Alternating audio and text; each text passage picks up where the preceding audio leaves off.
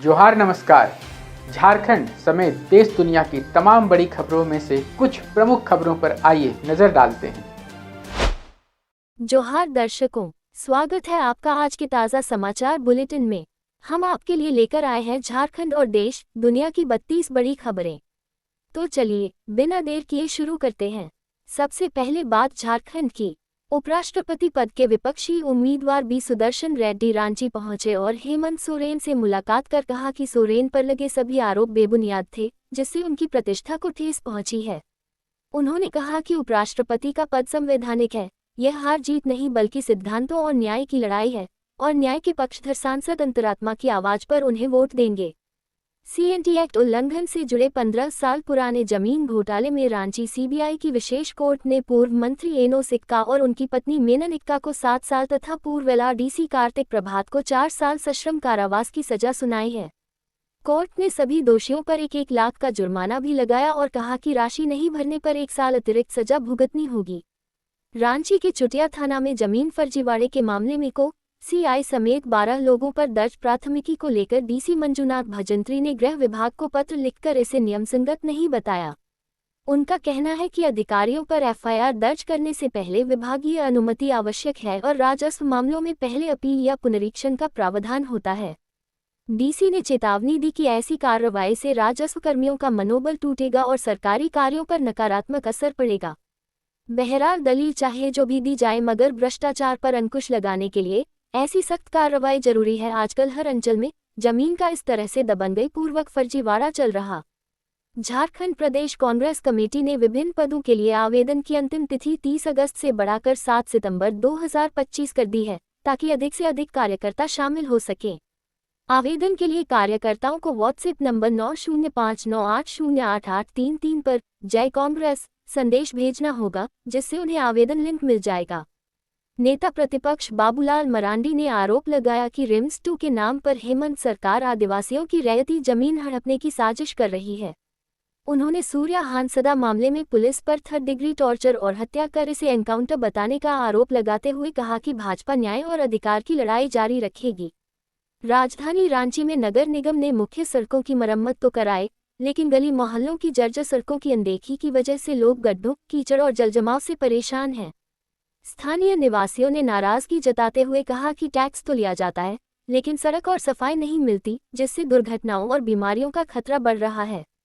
करम पर्व से पहले झारखंड सरकार मनीय सम्मान योजना की 13वीं किस्त के तहत 2500 रुपये की राशि 50 लाख से अधिक महिलाओं के खातों में भेजेगी। सामाजिक सुरक्षा विभाग ने 31 अगस्त से ट्रांसफर प्रक्रिया शुरू करने के निर्देश दिए हैं, जिससे अगले 2 से 3 दिनों में लाभुकों को पैसा मिल जाएगा। झारखंड की कृषि मंत्री शिल्पी नेहा तिर्की 2 दिवसीय असम दौरे पर हैं, जहां डिब्रूगढ़ में उनका पारंपरिक तरीके से स्वागत किया गया। वे 31 अगस्त को जनी शिकार महोत्सव 2025 में मुख्य अतिथि होंगी और कांग्रेस के वोट चोर गद्दी छोड़ अभियान के तहत बीएलए प्रशिक्षण कार्यक्रम में भी भाग लेंगी। पूर्व फुटबॉलर वाइचुंग भूटिया से मुलाकात में मुख्यमंत्री हेमंत सोरेन ने कहा कि झारखंड की खेल नीति खिलाड़ियों को स्कॉलरशिप, रोजगार, कोचिंग और आधुनिक सुविधाएं उपलब्ध करा रही है। खासकर फुटबॉल प्रतिभाओं को ग्रामीण स्तर से पहचानकर आगे बढ़ाने पर जोर है। भूटिया ने खेलों के विकास पर सुझाव दिए और सीएम ने आश्वस्त किया कि सरकार खेल अवसंरचना मजबूत करने और खिलाड़ियों को अवसर देने के लिए प्रतिबद्ध है। रांची शहर में शनिवार को नगर निगम के सफाई कर्मी कचरा नहीं उठा सके, जिससे वेजिटेबल मार्केट, कचहरी रोड, विक्रांत चौक और अपर बाजार समेत कई इलाकों में कचरे का अंबार लग गया और बदबू फैलने लगी। लोगों ने आशंका जताई कि अगर स्थिति नहीं सुधरी तो मलेरिया और टाइफॉइड जैसी बीमारियों का खतरा बढ़ सकता है। Federation of Jharkhand chamber of commerce and industries में सौंदर्यीकृत पीएल चोपड़ा ऑडिटोरियम और नया मोबाइल ऐप लॉन्च किया गया, जिसका उद्घाटन वित्त एवं वाणिज्य कर मंत्री राधाकृष्ण किशोर ने किया। मंत्री ने पारदर्शिता और बैंकर्स के सहयोग पर जोर दिया, जबकि चैम्बर पदाधिकारियों ने भूमि प्रतिनिधित्व और उद्योग व्यापार से जुड़े सुधारों की मांग रखी। जुलाई 2025 में झारखंड में सड़क हादसों में 280 लोगों की मौत हुई, जिनकी बड़ी वजह बिना हेलमेट, तेज रफ्तार और नशे में गाड़ी चलाना है। रिम्स के डॉक्टरों ने बताया कि नशे में आए मरीजों का इलाज बेहद मुश्किल हो जाता है, क्योंकि वे गाली गलौज, हाथ हपाए और इलाज से इनकार जैसी हरकतें करते हैं, जिससे समय पर उपचार में बाधा और जान का खतरा बढ़ जाता है। झारखंड सरकार ने उच्च शिक्षा में सुधार के लिए झारखंड राज्य उच्चतर शिक्षा पुरस्कार योजना शुरू की है, जिसके तहत शिक्षकों, छात्रों, प्रशासकों और संस्थानों को 1 से 8 लाख रुपए तक के 9 तरह के पुरस्कार दिए जाएंगे। योजना का उद्देश्य गुणवत्तापूर्ण शिक्षा, नवाचार, शोध और राष्ट्रीय शिक्षा नीति के क्रियान्वयन को बढ़ावा देना है। रांची में 12,000 ऑटो और 6-7,000 ई-रिक्शा चल रहे हैं, लेकिन इनके लिए सिर्फ 3 पड़ाव हैं, जिससे रातू रोड, अरगोड़ा और पुरुलिया रोड पर भारी जाम की समस्या बनी रहती है। खासकर रातू रोड पर रोजाना 7 से 8,000 ऑटो चलते हैं और पर्याप्त स्टैंड न होने से वाहन अनियमित तरीके से खड़े किए जाते हैं।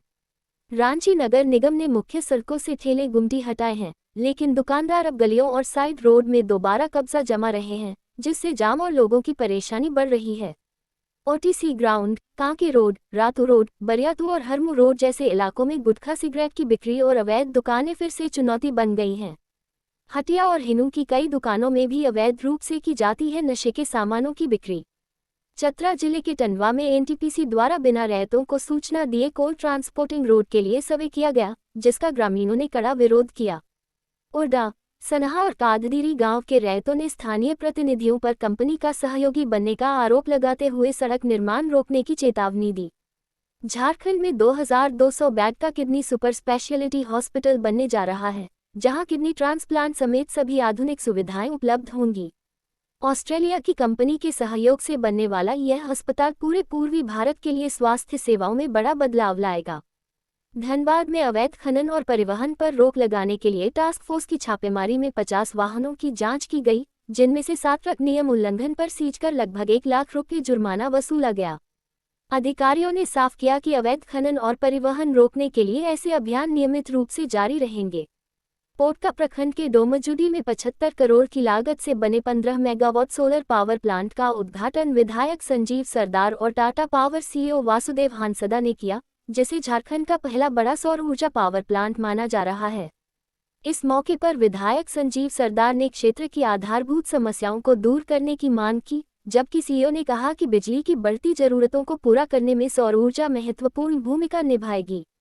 हंटरगंज प्रखंड के सोहाद आंगनबाड़ी केंद्र में बच्चों को पर्याप्त चेयर टेबल, स्वच्छ पानी, शौचालय और सुरक्षित भवन जैसी बुनियादी सुविधाएं नहीं मिल रही हैं, जिससे वे जमीन पर बैठने और असुरक्षित माहौल में पढ़ने को मजबूर हैं। ग्रामीणों और सहायिका ने सरकार से तत्काल सुधार कर केंद्र को मॉडल आंगनबाड़ी बनाने की मांग की है। धनबाद के वासेपुर के गैंगस्टर फहीम खान की तबीयत घाघीडीह जेल में बिगड़ने पर उन्हें कड़ी सुरक्षा के बीच एमजीएम अस्पताल जमशेदपुर में भर्ती कराया गया है। वह 2013 से घाघीडीह सेंट्रल जेल में सजा काट रहे हैं। फहीम खान के परिवार की जिंदगी की परिकल्पना पर गैंग्स ऑफ वासेपुर नामक फिल्म बनी थी। जमशेदपुर के छायांगा में ठेला चालक राहुल भुयां को चोर समझकर भीड़ ने लाठी रॉड से पीट कर हत्या कर दी। पुलिस ने एक आरोपी को गिरफ्तार कर लिया है और 3 की तलाश में छापेमारी जारी है। जांच के क्रम में पता चला कि राहुल भुइयां शौच के लिए घर से बाहर निकाला था, वह कोई चोर नहीं था। हत्या के दोषियों पर होगी कड़ी कार्रवाई। पूर्व मुख्यमंत्री चंपई सोरेन ने अक्टूबर में रांची के नगरी में आदिवासी महादरबार आयोजित करने की घोषणा की है, जहां रिम्स 2 अस्पताल के लिए कृषि भूमि अधिग्रहण के खिलाफ रणनीति बनाई जाएगी। उन्होंने साफ किया कि अस्पतालों का विरोध नहीं है, लेकिन किसानों की जमीन पर किसी भी हाल में कब्जा नहीं होने देंगे और आदिवासी समुदाय के साथ मिलकर इसका विरोध करेंगे। केंद्रीय रक्षा राज्य मंत्री संजय सेठ के पिस्का मोड़ स्थित आवास पर पहुंचे झारखंड के राज्यपाल संतोष गंगवार पुष्प चढ़ाकर आरती में शामिल होकर गणपति की आराधना। भाकपा ने झारखंड में जल, जंगल और जमीन की रक्षा, बेरोजगारी भत्ता, शिक्षा और विस्थापन जैसे मुद्दों पर व्यापक जन आंदोलन तेज करने का ऐलान किया है। राज्य सम्मेलन में संगठन का पुनर्गठन कर महेंद्र पाठक को दोबारा राज्य सचिव चुना गया और तय हुआ कि पार्टी लोकसभा, विधानसभा, पंचायत व नगर निगम चुनावों में सक्रिय रूप से हिस्सा लेगी।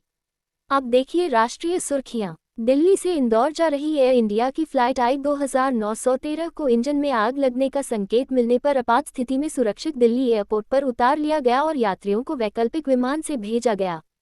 हाल के दिनों में तकनीकी खराबी के चलते एयर इंडिया की कई उड़ानें बाधित हुई हैं, जिससे यात्रियों को लगातार परेशानी झेलनी पड़ रही है। यूक्रेन के राष्ट्रपति वोलोडिमिर जेलेंस्की ने पीएम मोदी से बात कर रूस के हमलों और शांति वार्ता की स्थिति साझा की और एससीओ शिखर सम्मेलन से पहले भारत से सहयोग की उम्मीद जताई। पीएम मोदी ने एक्स पर पोस्ट कर संघर्ष के मानवीय पहलुओं पर चिंता जताई और शांति बहाली के प्रयासों को भारत का पूरा समर्थन दोहराया। प्रधानमंत्री नरेंद्र मोदी और उनकी दिवंगत मां पर की गई आपत्तिजनक टिप्पणी को लेकर बिहार में सियासी बवाल मचा हुआ है, जिसके खिलाफ भाजपा ने पटना के गांधी मैदान में मौन प्रदर्शन किया। इस विवाद के बीच पटना में भाजपा और कांग्रेस कार्यकर्ताओं के बीच झड़प, तोड़फोड़ और पत्थरबाजी भी हुई। सात्विक साईराज रंकीरेड्डी और चिराग शेट्टी ने बीडब्ल्यूएफ विश्व चैंपियनशिप के क्वार्टर फाइनल में मलेशियाई जोड़ी आरोन चिया और सो वुई यी को हराकर सेमीफाइनल में प्रवेश किया और भारत के लिए पदक सुनिश्चित किया। अब वे सेमीफाइनल में चीन की चेन बो यांग और लियू यी की जोड़ी से भिड़ेंगे। ऑपरेशन सिंदूर में भारतीय वायुसेना ने 50 से भी कम हथियारों से पाकिस्तान के 9 आतंकी ठिकाने तबाह कर उसे सीजफायर पर मजबूर कर दिया। एयर मार्शल नर्मदेश्वर तिवारी ने बताया कि इस कार्रवाई में सरकार ने सख्त और दंडात्मक कार्रवाई, बलों को पूरी स्वतंत्रता और संघर्ष को युद्ध में न बदलने जैसे 3 अहम निर्देश दिए थे। ये थी आज की 30 बड़ी खबरें। अगर आप ऐसे ही अपडेट्स पाना चाहते हैं तो हमारे यूट्यूब चैनल को सब्सक्राइब करें, फेसबुक पेज को लाइक करें और इस वीडियो को शेयर जरूर करें। फिर मिलेंगे अगले बुलेटिन में। तब तक के लिए जोहार और नमस्ते। तो कैसी लगी आपको हमारी ये खबर, ये हमें कमेंट बॉक्स में लिखकर ज़रूर से बताएं और ऐसे ही नवीनतम ताज़ा अपडेट्स, खास खबरों से रूबरू बने रहने के लिए बने रहें हमारे संग। कैमरा के पीछे से मेरा सहयोग कर रहे अजय महतो, आनंद चौहान के साथ मैं विजयदत्त पिंटू रांची।